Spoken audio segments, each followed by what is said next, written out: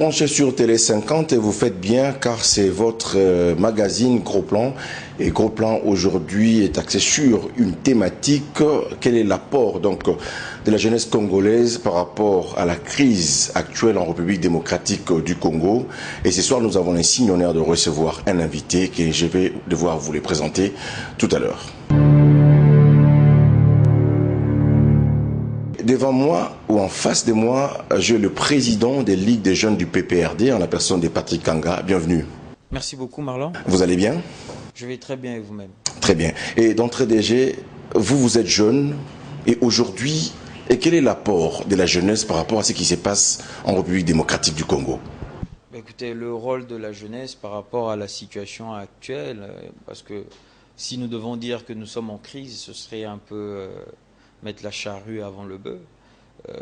Nous sommes à une période préélectorale, donc qui précède le processus électoral qui doit en fait s'enclencher en avril 2018. Et chaque fois dans notre pays, depuis que nous avons fait le choix de la démocratie, toutes les périodes que nous avons connues, les périodes préélectorales, ont été des périodes singulières. En 2006, on sait comment était la période préélectorale qui a précédé les élections. En 2011, nous avons vu comment le climat était assez... il y avait la ferveur qu'il y avait au niveau de la population avant que nous allions aux élections, même après.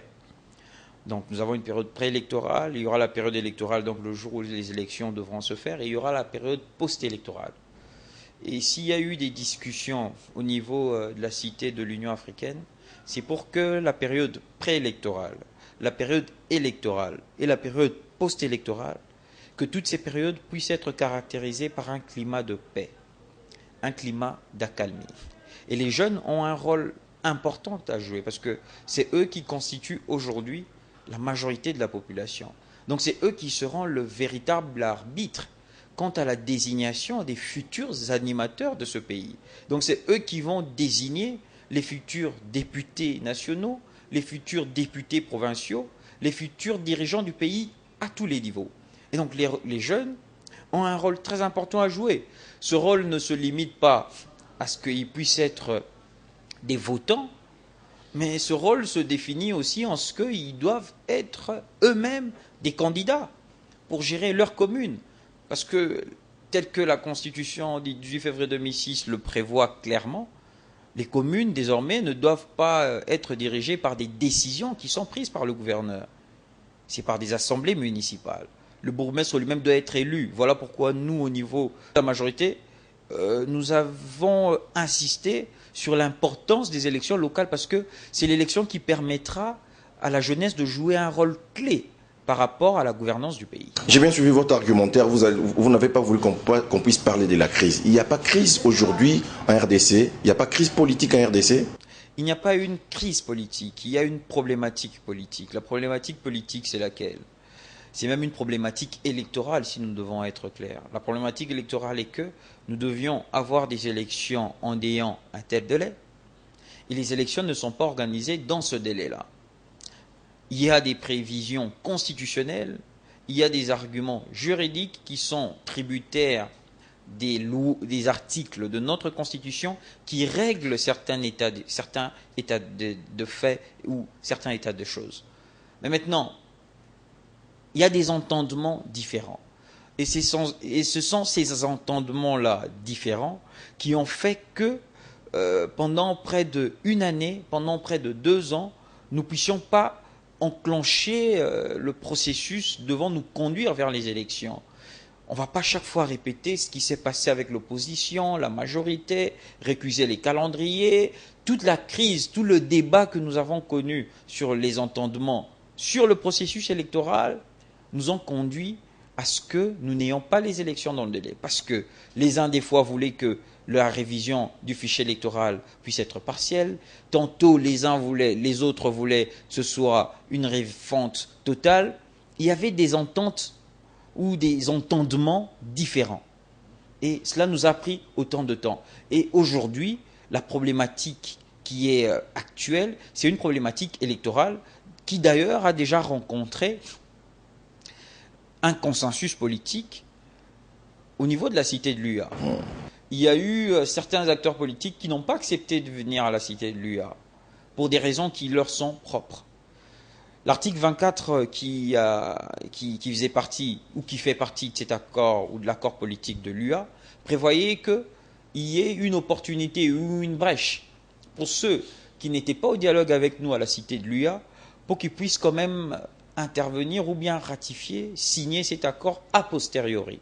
Et c'est suite à cet accord, c'est suite à l'article 24 de cet accord qu'il y a des discussions qui se font actuellement au niveau de la SENCO entre... Que vous appelez discussions directes. Des discussions qui se passent à la SENCO entre ceux qui étaient au dialogue, majorité opposition société civile, et ceux qui n'y étaient pas. Mais tout cela se fait en fonction, lorsque le président de la République a demandé à la SENCO, a encouragé la SENCO à poursuivre ces démarches, qui sont des démarches qui doivent nous conduire vers un climat de paix lors du processus électoral, c'est en fonction de l'article 24 de l'accord politique. Donc, nous donnons la chance à ce que notre pays puisse vivre dans l'accalmie, dans la paix, et que les jeunes, que la population de manière générale puisse trancher lors des échéances électorales. Est-ce que le jeune aujourd'hui est pris en compte?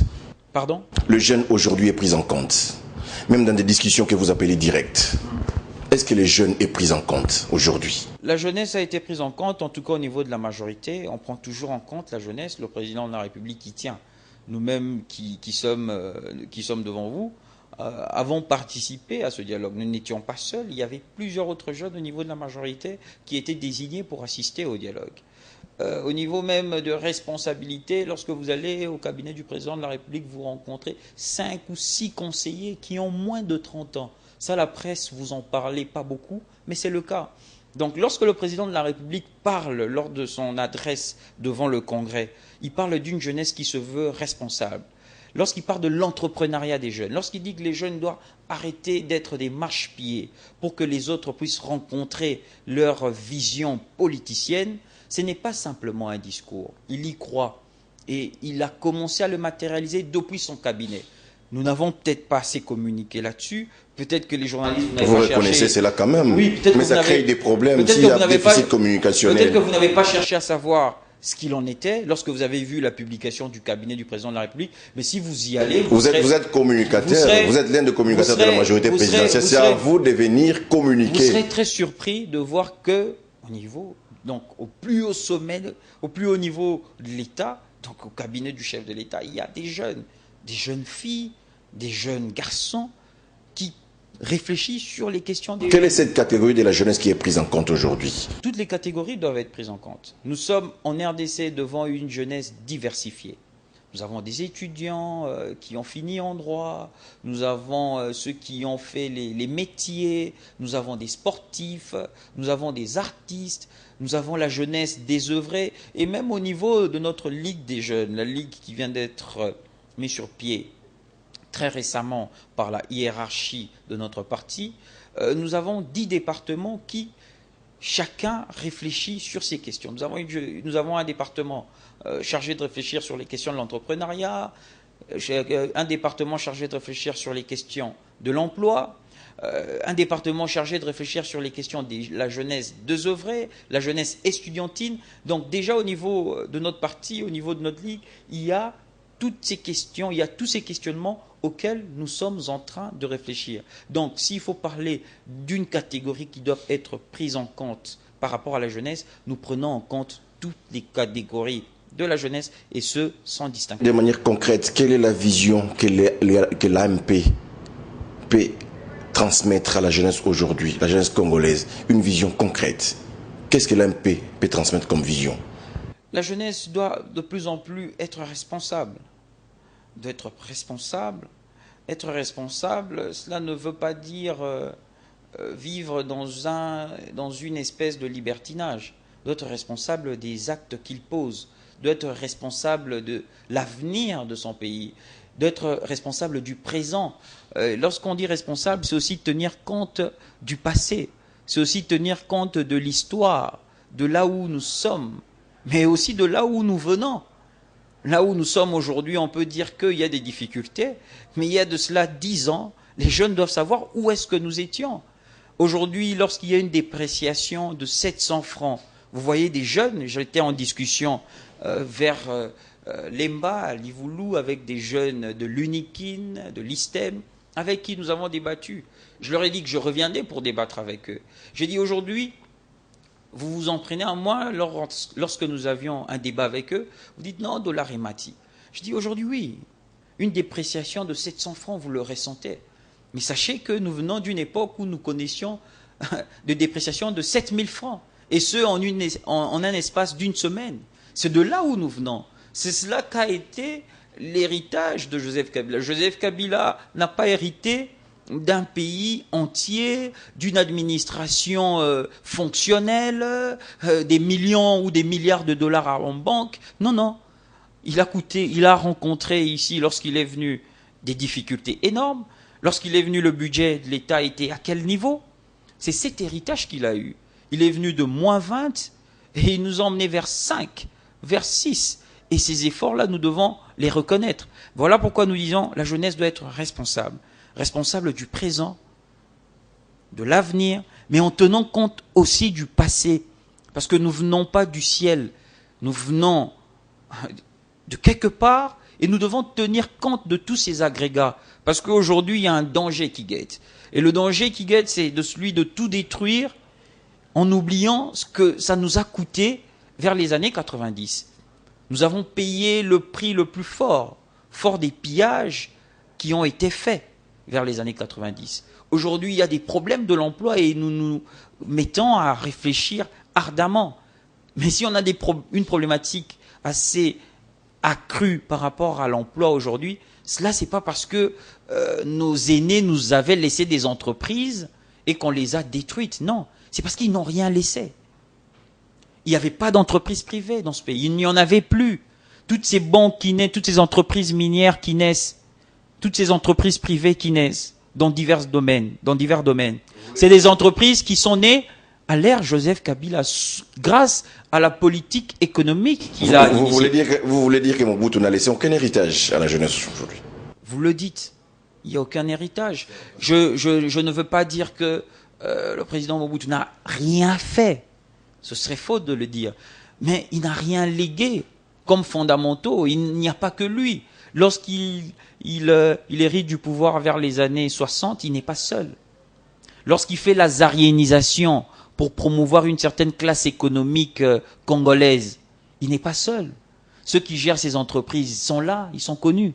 Qu'en ont-ils fait? Donc la faute, elle incombe à toute une classe qui n'ont pas donné, qui n'ont pas légué à notre génération des fondamentaux nécessaires pour nous permettre d'avancer. Et que faire pour sortir de cette impasse? Que faire, c'est travailler, c'est être conscient, ce n'est pas mélanger les choses. Lorsque aujourd'hui les gens disent qu'il faut tout casser, lorsque les gens disent aujourd'hui les jeunes doivent tout piller, c'est bien. Mais qui seront les premières victimes? Le 19 et 20 septembre, on envoyait des gens attaquer le siège du PPRD, attaquer des stations d'essence. Mais ceux qui les ont envoyés... Réciproquement aussi. Ceux qui les ont envoyés... Nous, on n'a jamais envoyé des gens. Jamais, je vous le dis. Je suis le président de la Ligue des jeunes du PPRD. On n'a jamais envoyé quelqu'un. Ceux qui les ont envoyés casser, ceux qui ont exposé leur vie, aujourd'hui, ils sont à la Synco en train de discuter. Mais ces jeunes qui ont été exposés, aujourd'hui, qui s'occupent de leur vie, qui s'occupent de leurs parents? On a exposé des jeunes, on les a utilisés pour rencontrer une fin politicienne. Et après, eux vont discuter calmement, en costume, cravate, avec jeep. Mais ces jeunes qui ont été exposés, qui ont été des victimes, lorsqu'il y a eu cette situation d'insécurité généralisée, qui parle pour eux? Est-ce qu'à la Senco, là-bas, vous pensez que ces gens défendent l'intérêt de ces jeunes? Donc, il faut qu'on arrête d'utiliser les jeunes pour des marchepieds, pour les instrumentaliser, et qu'à la fin, ils vont se voir. Parce que la majorité sont des amis. Ils se côtoient. La jeunesse ne se sent pas concernée directement par ce qui se passe au pays. Voilà pourquoi elle agit ainsi. La jeunesse a un rôle à jouer. C'est elle qui sera l'arbitre. C'est elle qui détient le vrai carton jaune et le vrai carton rouge. Le carton jaune, c'est la carte d'électeur. Le carton rouge, c'est le bulletin de vote. Et c'est ça les vrais cartons jaunes et les vrais cartons rouges. Et si sanction il y aura, c'est la jeunesse qui va trancher. C'est eux qui vont dire, écoutez, telle classe politique, telle personne de tel âge, après tout ce qu'on a vu, après tout ce que vous nous avez proposé, ce n'est pas simplement une question d'âge. Mais il y a des gens qui depuis 60 ans sont aux affaires dans ce pays et qui n'ont pas un bilan positif. Il y en a d'autres qui ont un bilan positif. Mais il y a plusieurs aussi qui ont participé à la déliquescence de cet État. Et la jeunesse, au moment opportun, va leur donner un carton rouge. Vous êtes président. Mais cela se fera dans l'urne. Et ce ne sera pas contre le PPRD. Vous êtes président de la Ligue des jeunes du PPRD. Quelles sont les campagnes que vous menez sur les terrains pour conscientiser au fait cette jeunesse? Là d'ailleurs, vous m'excuserez peut-être pour la tenue, nous venons de la cité des anciens combattants. L'autre fois, nous étions à Lemba. Demain, nous serons à Sangamamba. Nous sommes en train de parler. Nous avons lancé une campagne qui se dénomme, comme vous avez sur le papier, Ensemble pour les élections apaisées. Les élections apaisées. C'est pas la peur du 19 décembre. Derrière, c'est en lingala, tout comme Ito Sangana, Po Maponami, Yakimia.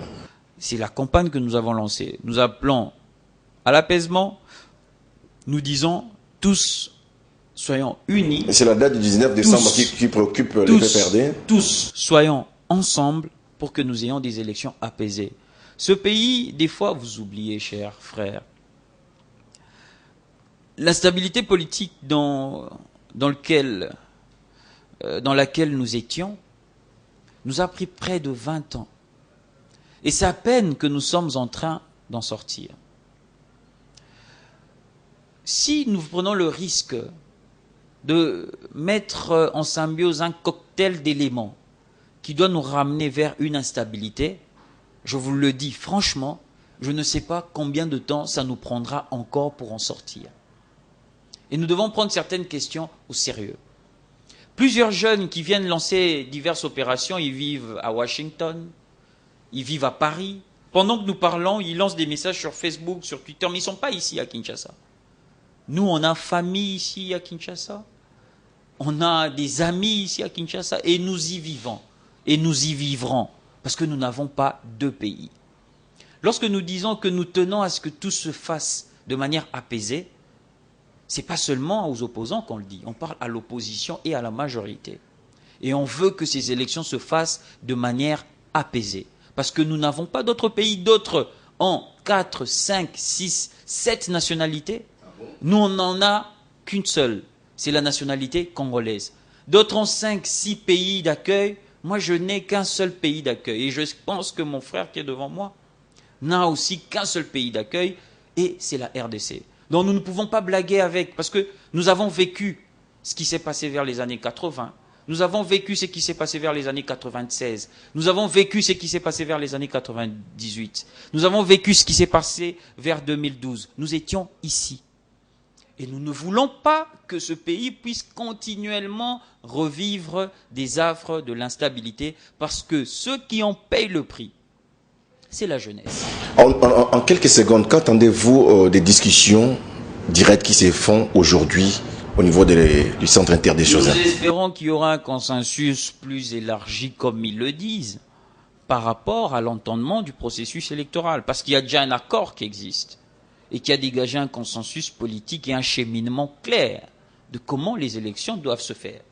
Ceux qui viennent, disons qu'ils ne sont pas d'accord, nous espérons qu'ils auront des propositions réalistes et pas nous emmener dans des schémas irréalistes pour que nous allions finalement aux élections. Parce que la seule chose qui va nous départager, ce sont les élections, ce n'est pas la rue. La démocratie, ça ne se gère pas dans la rue. Lorsqu'on veut déplacer le centre d'intérêt de la démocratie, du champ du débat politique, pour la rue, personne n'aura le contrôle de ce qui va se passer. Et la violence, personne n'en a le monopole. Merci beaucoup, Patrick Kanga. Je rappelle que vous êtes président de la Ligue de jeunes du PPRD. Merci d'avoir répondu à toutes nos différentes questions. Merci. Merci aussi à vous, très chers téléspectateurs. Vous avez suivi avec nous ces magazines consacrés essentiellement à l'apport de la jeunesse par rapport à la crise qui sévit en République démocratique du Congo. Le prochain rendez-vous, c'est toujours sur Télé 50, surtout avec le même plaisir. À très bientôt.